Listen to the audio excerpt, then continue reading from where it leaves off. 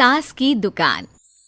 लक्ष्मी जी की 2 बहुएं थी, सुमन और राधिका, और 2 बेटे, अजय और सुशील।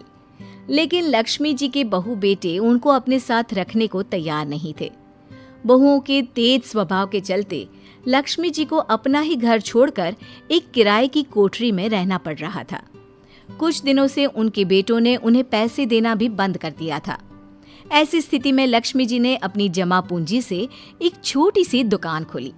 एक दिन शाम के वक्त, अजय सुनते हो, तुम्हारी माँ ने दुकान खोली है। दुकान अब इस उम्र में दुकान पर बैठेगी वो। अब क्या किया जा सकता है, माँ की तो बुद्धि सठिया गई है। मोहल्ले में मजाक बनाएंगे सब हमारा। अरे जेठ जी, इसमें परेशानी क्या है अगर सासू माँ ने दुकान खोली है? हाँ, राधिका ठीक तो कह रही है। अपनी दुकान पर बैठी रहेगी, कम से कम हमें परेशान तो नहीं करेंगी। हाँ, वैसे बात तो ठीक है।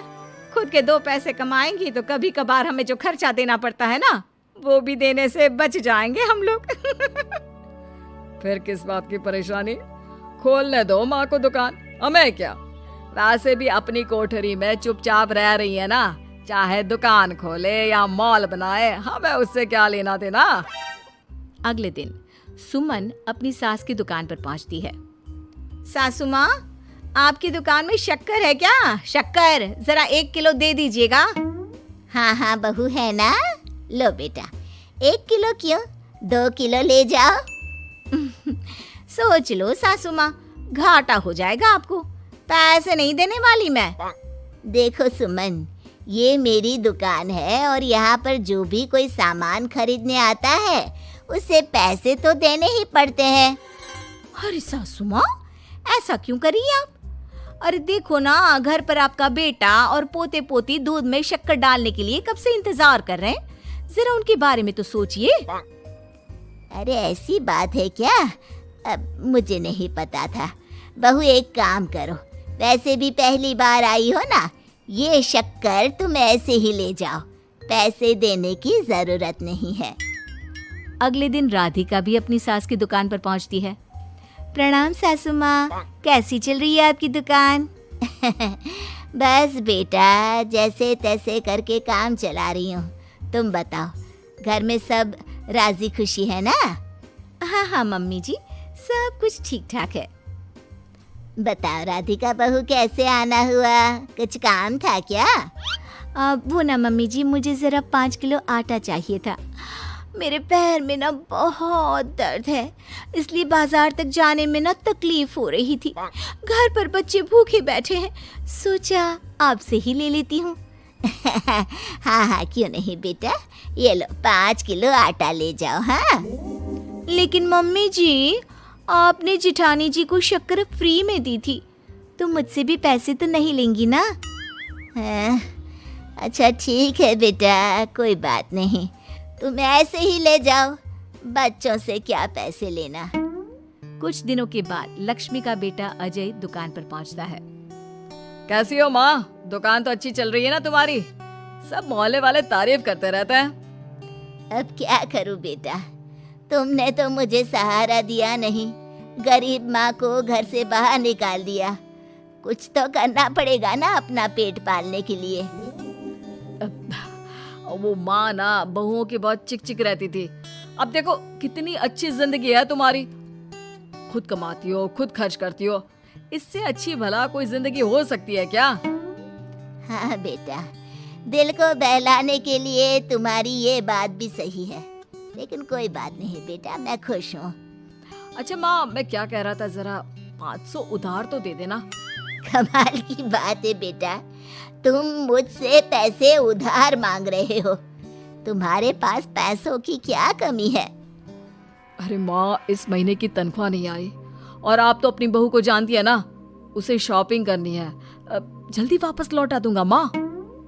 ठीक है बेटा, ये लो 500 रुपए, लेकिन देखो कुछ दिनों में वापस दे देना, मुझे अपनी दुकान के लिए माल भी तो खरीदना है। हाँ ठीक है माँ, जल्दी पैसे लौटा दूंगा।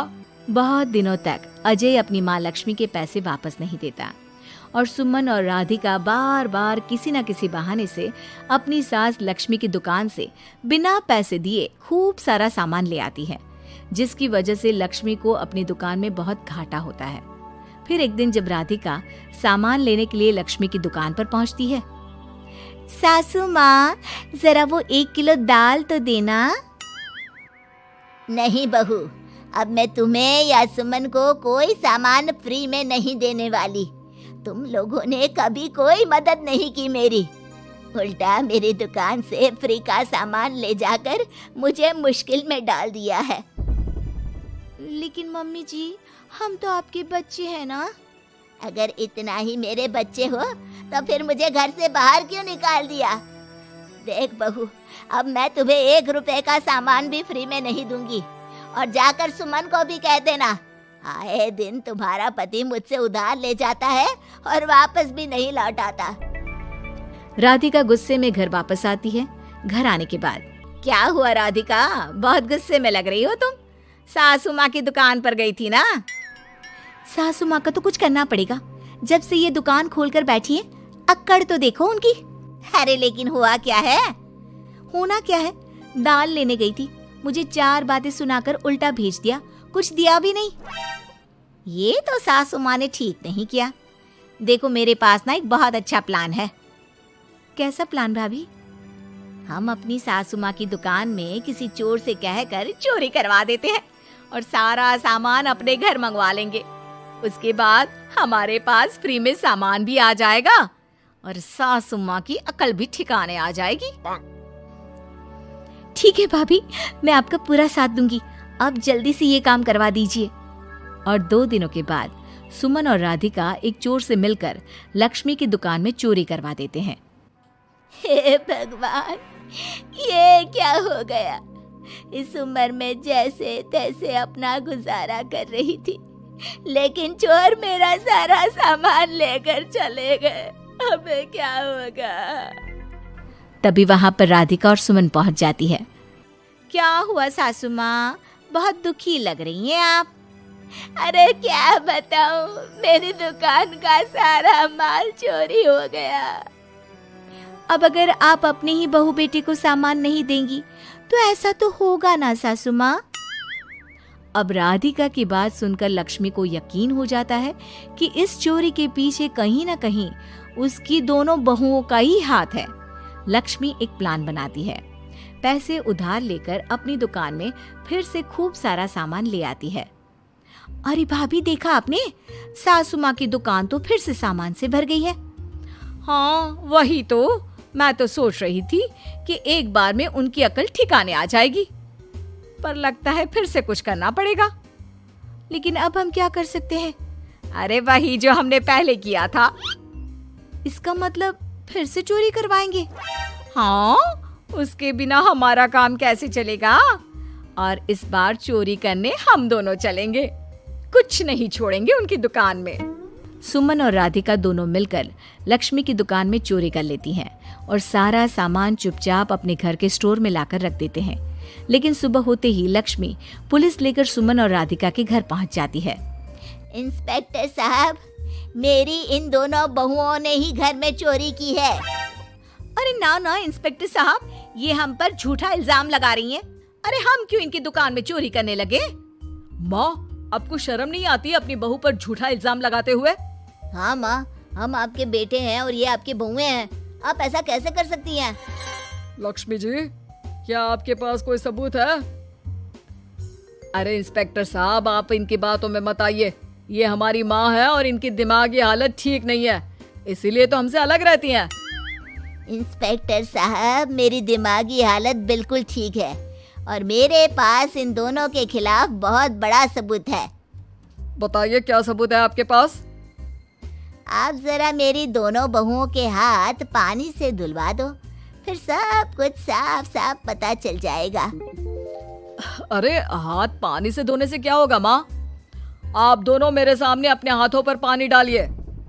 जैसे ही राधिका और सुमन अपने हाथ पानी में डालती हैं, उनके हाथों का रंग लाल हो जाता है और ये देखकर सब लोग हैरान रह जाते हैं। अरे ये क्या, तुम्हारे हाथों का रंग अचानक से लाल कैसे हो गया? क्योंकि मैंने अपनी दुकान के सारे सामान पर एक तरह का केमिकल लगा कर रखा था। मुझे पता था जो भी चोरी करने आएगा वो सामान को अपने हाथों से उठाएगा और उसके हाथों पर रंग लग जाएगा। अरे माँ, आप तो बहुत चालाक निकली।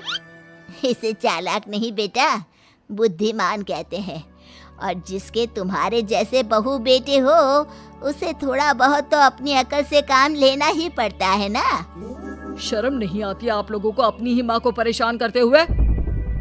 हमें माफ कर दीजिए सासू माँ, हम आइंदा ऐसी गलती कभी नहीं करेंगे। और हाँ, आपको अपने साथ रखेंगे, आपकी सेवा करेंगे और पूरी इज्जत भी देंगे। हमें माफ कर दीजिए। Thanks for watching the video. Please like and subscribe and press the bell icon for more videos like this.